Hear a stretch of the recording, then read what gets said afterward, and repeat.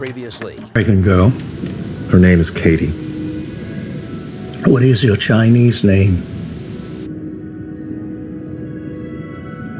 Ruin.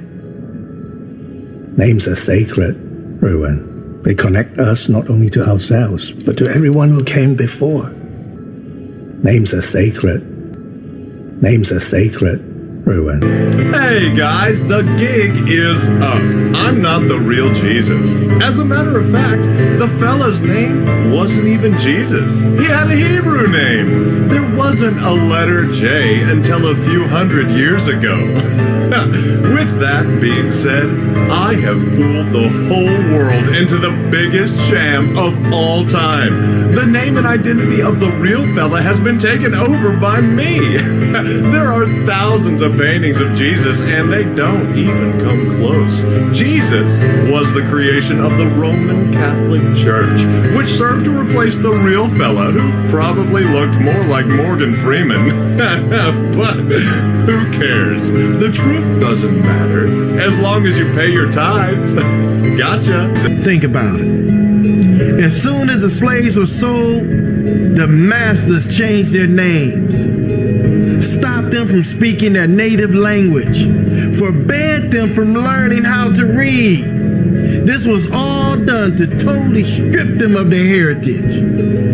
Isn't this the same thing that happened to the Israelites in the scriptures? In the book of Daniel, the children of Israel was taken into captivity or slavery in Babylon under the rule of Nebuchadnezzar. The children known as Daniel, Hananiah, Michael, and Azariah, names were all changed to what? Belshazzar, Shadrach, Meshach, and Abednego. That wasn't their real names. They changed their names.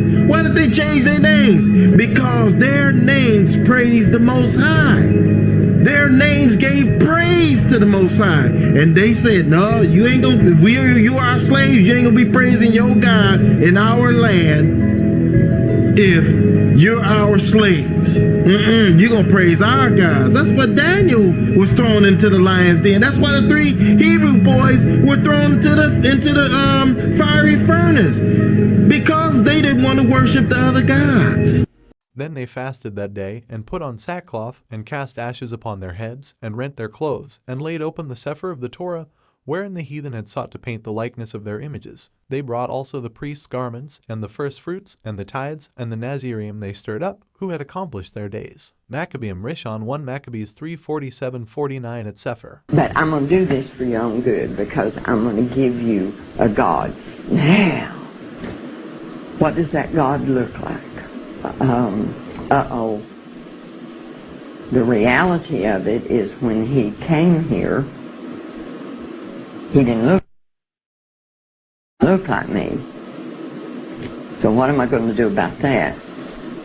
I'm going to make him look like me. So for hundreds of years, we've been telling you, and now you have to keep in mind that we took away any other God that you might have through force, through fear, through pain, through any means necessary.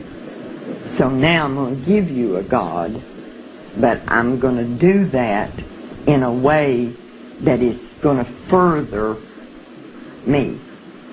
So I'm going to give you a God that looks like me, so that when you bow down to that God, you're bowing down to me. And because I wasn't hearing these things, because the Bible tells us what Jesus looked like when he walked here. The Bible tells us what he's going to look like when he comes back. We have taken that and changed it. Do you remember when Jesus went to Egypt? He hid in Egypt. The people in Egypt, honey, they're not white people. How could he hide there? See, so that we've done that. We've given your people a God that looks like me, so that you don't have any qualm about bowing down to me. So what I'm showing you here is names have meanings, and the meanings of those names have been changed. and they have been changed for a reason.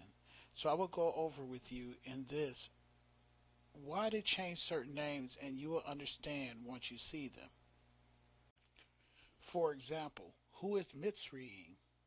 Let's read up and find out who was Mitzrayim and where was Mitzrayim. And sons of Cham, Cush, and Mitzrayim, and Put, and Canaan. And the sons of Cush, Seva, and Chavula, and Kaphta, and Raamah, and Kaphtekah. And the sons of Raamah, Sheva, and Dedan. And Cush begat Nimrod. He began to be a warrior and hunter in the earth. Bereshith, Genesis 10-6-8 at Sefer. Now, what if I was to tell you that Mitzrayim was a land as well as a son of Cham? If you don't believe me, I will show you proof.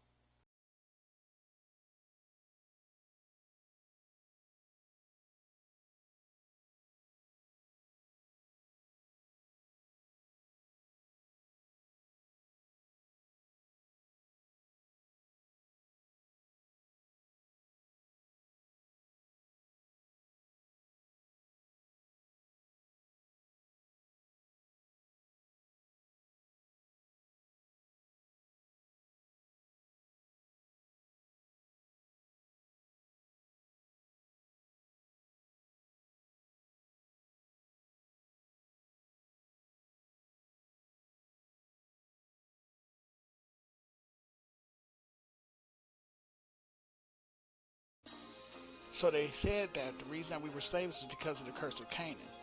So that tells you who we are, who some of us are in the first place. But it also is a reason for them to hide and change the name, because we know Canaan was the son of Cham. Now with that being said, they always said that Nimrod was black. Now why does this have issues? Because today, if you look in the land of Egypt, which is Mitzrayim, there are none of us there. So what is that telling you? Well, let's just take a look at the writings on the walls and see what it looks like. Now this is a pharaoh named Seti.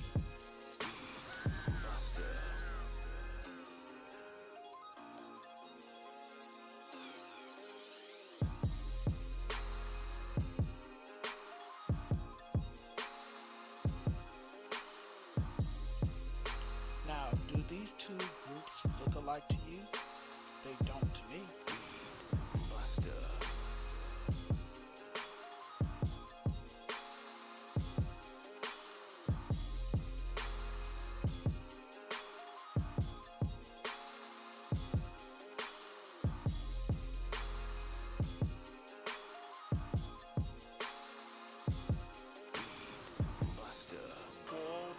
From Hatshepsut's mortuary temple at Deir al-Bahari displays vibrant color and striking detail. Hatshepsut gained unprecedented power for a woman, reigning over Egypt from 1473-1458 before Common Era. This is the painting of Queen Nefertiti playing a game, 1320 to 1200 before Common Era. This wall painting depicts King Tutankhamun with Egyptian gods Anubis and Nephthys. King Tut ruled from 1333-1323 before Common Era. This is what King Tut's tomb says he looks like. But look what they say he looks like.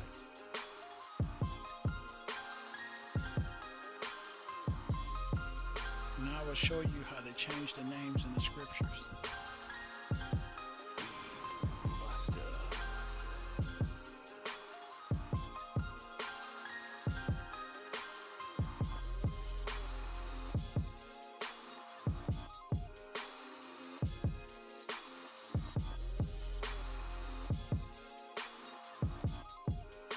I'm about to show you something extremely controversial. It's even illegal in the state of Israel to obtain this. And if you do obtain it, it's illegal to show it and or talk about it. Ladies and gentlemen, my DNA. Now, I bet you thought it was going to be a lot crazier than that, right? Now, you might ask yourself, why is it illegal to obtain this in the state of Israel? because it proves through your DNA that Jews around the world have no ancestral ties to the land of Israel. Because it proves through your DNA that Jews around the world have no ancestral ties to the land of Israel. We Jews have been in the land of Israel since the times of biblical Joshua. Who is we? No, really, who is we? You live in Israel, so I don't expect you to be able to provide genetic or ancestral receipts for your claims about us Jews, because those kinds of receipts are illegal in Israel without a court order and other special permissions. The Jerusalem Post explains, such a thing cannot exist as kits sold directly to the public, going on to say that they have possible effects on subjects and their families. Furthermore, the national implications of these tests could hold or affect, nice grammar Jerusalem Post, could hold or affect with Israel being a government-recognized Jewish state. Don't you just love when they say the quiet parts out loud? But since they won't let you get receipts for us Jews, I brought my own. Wow. So I, an Ashkenazi, have no genetic or ancestral ties to the region of historic Palestine. I, an Ashkenazi, have no genetic or ancestral ties to the region of historic Palestine. And yet Israel still claims it's my homeland, which I could move to and become a citizen of under the ironically named Law of Return. Have you heard of the Kuzalim? Yeah, that's us. That's me, actually. Okay, so what is your... this is a question that comes from outside of Israel. What is your opinion about the theory that Ashkenazim came from Kuzalim? It seems relevant. It's quite obvious that white Jewish people, Ashkenazim from Europe, are not genetically, as much as I can tell, I'm not an expert, but they don't look the same like Arab Jews, people that came from Arab countries, and Ethiopians. I don't think there's a lot of, there may be some genetic relations, but there's a lot of genetic differences, and any theory that says that we're not genetically come from the same ancestors makes. So why would they go this far to do this? The reason for it is it's a mind trick. When you see these names, when King James changed the names, it was so you would see the European in those people, in those lands. But mentally, you are being tricked and manipulated.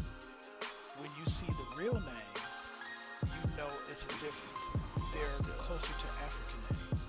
I've already shown you that the original Paleo-Hebrew was an Afro-Semitic language, which means black, Negro. The language, if you ask one of the scholars why did they stop writing the scriptures in Hebrew, they said it was a dead language. That is also false. It was the reason that most of the New Testament is written in Greek is because the person who wrote it, Saul wrote most of it in Greek because Saul was a Roman. He was not a Hebrew. And my next lesson I will show you because he called himself a Pharisee. Well, you have to understand something. Pharisees weren't always for the Hebrew cause as well. They were a Hellenistic sect, and I will show you that in the next lesson.